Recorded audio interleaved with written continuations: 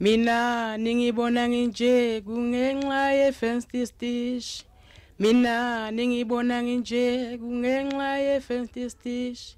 Kungenxa ye-fancy stitch, kungenxa ye-fancy stitch.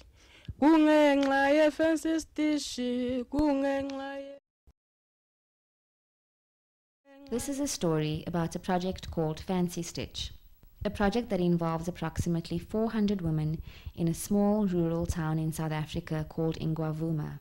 Ingwavuma is situated high in the Lebombo Mountains in northern KwaZulu-Natal. It is home to about 120,000 people, 80% of whom are unemployed. The town was formerly a mining recruitment station, which could explain why before 1992 there were not many men living in the community. The story goes that when the migrant men returned in the early 1990s, they brought HIV with them. The Fancy Stitch project finds its origins in the context of this rural area where HIV and AIDS, unemployment and poverty are a fact of life. People survive through migrant labor, subsistence farming and government grants, often shared amongst entire households. Fancy Stitch members make a range of embroidered items which are used to produce original artistic greeting cards, picture frames, key rings, tapestries and other products. What makes Fancy Stitch products special is that they are handmade by the women of Ingwavuma. One of the goals of Fancy Stitch is to create jobs to alleviate poverty. Given the high unemployment rate, Fancy Stitch fulfilled a critical function. The building which houses Fancy Stitch is always busy. People working on the production line where products are assembled, women submitting their work, waiting to be paid, and sometimes simply socializing. The space is always a buzz of activity. Importantly, payments are made when work is submitted, so the women do not have to wait for a product to be sold before they are paid.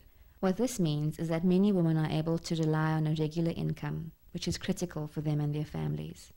Fancy Stitch is about personal and collective transformation. It shows in a practical and tangible way what empowerment is. In the language of development, when describing Fancy Stitch, one would speak about self-help projects and livelihood strategies. The women who are part of the project use a different language to describe the organization. When they speak about Fancy Stitch, they talk about now being able to live and being useful and feeling like a whole person again. In October 2007, 27 members of Fancy Stitch participated in a digital storytelling workshop facilitated by Women's Net. During the week-long training, the women shared stories about how being part of Fancy Stitch has changed their lives. Many spoke about how, when they first encountered the organization, they could not even hold a needle properly, let alone embroider and design creative images. But this is hard to believe if one looks at their work. 43-year-old Zodwa is one such woman. Her story is about how she struggled to make ends meet.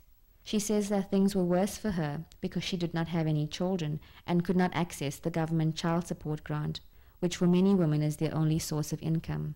For Zodwa, using her hands to change her life has been very important. Mamtandiwe says that before she started working with Fancy Stitch, her life was a joke, as community members ostracized and ridiculed her because of her extreme poverty. Sometimes my children and I would go to bed without food for 3 days, she says. Today, Mamtandiwe describes herself as a changed person, someone who is happier, someone who is more confident and able to provide for her family. Through telling their stories, the women from Fancy Stitch also tell the stories of Ingwavuma. Their experiences reflect those of other communities living in poverty, who are bearing the brunt of the HIV pandemic in South Africa. Many of the women are taking care of their grandchildren, nieces, nephews, and other children, as many parents have died. They tell us that it is not easy to talk about these things openly, so they use their work to tell the stories that they cannot speak. The story goes that as more and more people in the community became infected with HIV, birds began to appear in much of the work that the women produced. The birds signify both people who are infected as well as those who have died. Nontobeko is a 24-year-old mother of 2 who dreams of uplifting her community. One of her pieces describes the ritual of burial of someone who lost their lives to AIDS. My story tells us about a funeral service, and this is the other way of telling people about HIV and AIDS.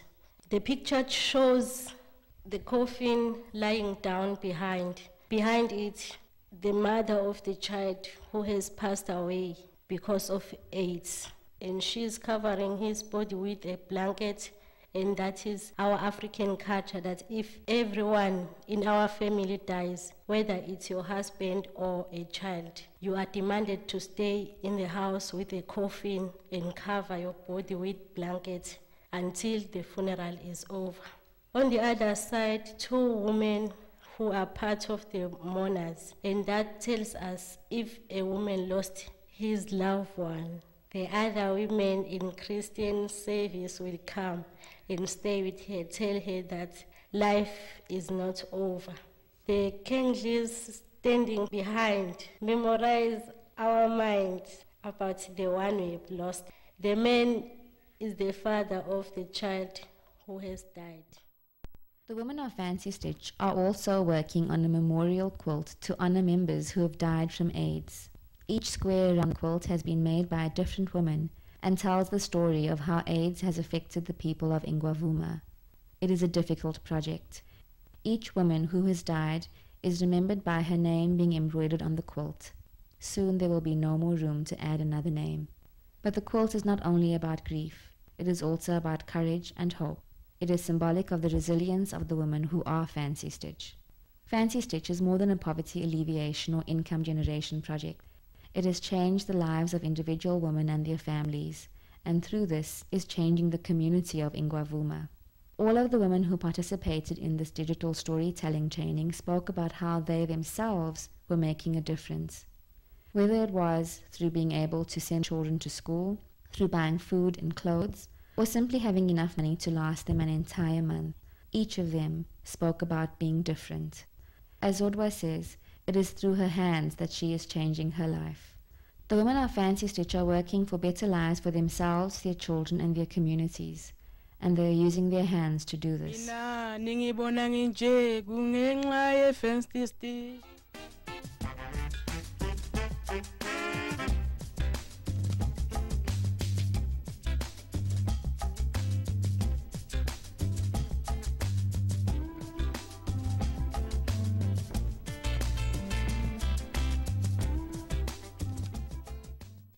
Ngithanda akamathenjwa emaqhobeni iminyaka ngina 43 la ngihlala khona ngihlala nezingane ziwu11.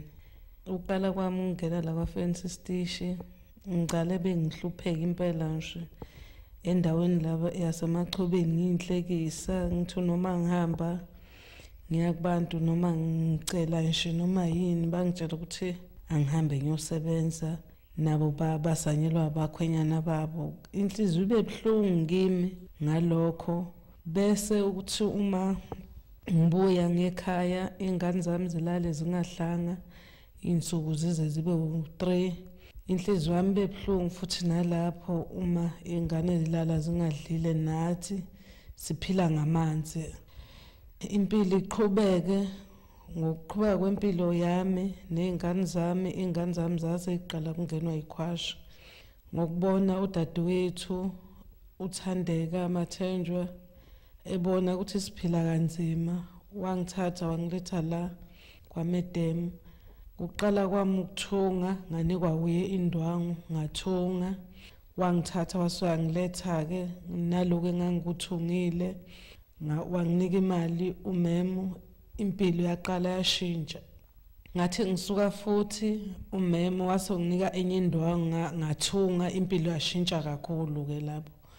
Ngasuka lapho wangilanda umemo ekhaya wathi angizoqala ingadi, ngesa engadini ngasebenza. Okokuqala ngaqala ngahola u300.